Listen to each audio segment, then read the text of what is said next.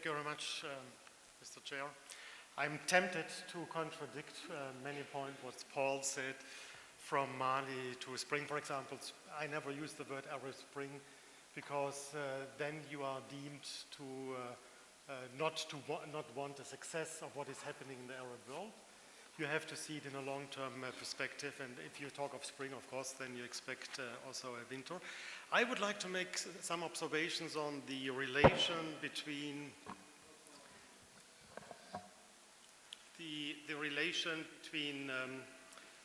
media and the corporate world, and why businessmen should not be afraid of media, because it's not a secret. Most businessmen are hesitant, are not trusting media, and that should not be the case.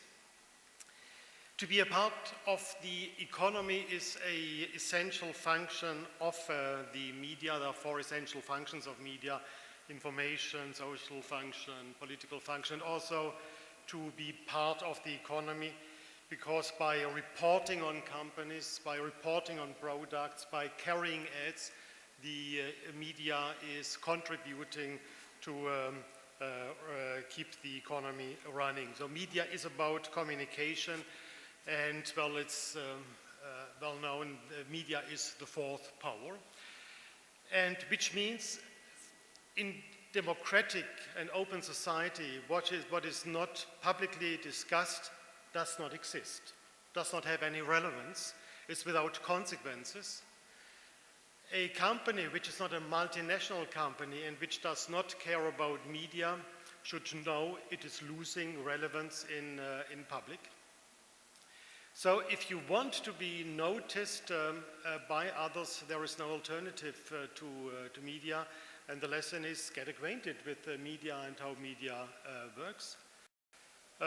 Media that can be young reporters, even if a young reporter is coming to you in your company, he or she is asking the questions of the public and brings the question of the public into the company. He weighs the answers, he checks the answers, and he's translating that into an understandable language for the public. So whoever speaks to a journalist speaks to the public, and my recommendation is think of a story. Think of a story every newspaper and media loves to carry. A story is more than just a dull statement or some figures. It has personal touch. It humanizes the information. It shows the motives of a decision maker, the psychology of his acting.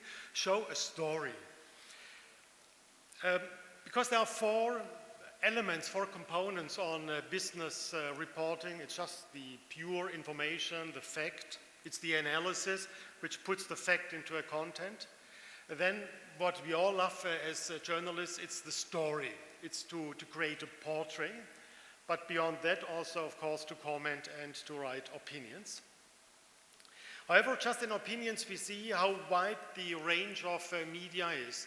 Because let's assume a company is presenting its balance sheet. One newspaper could write, the company is very successful for this and this reasons and is increasing the turnover and the profit. Another newspaper might report, the company is capable on dictating prices. So this is a risk.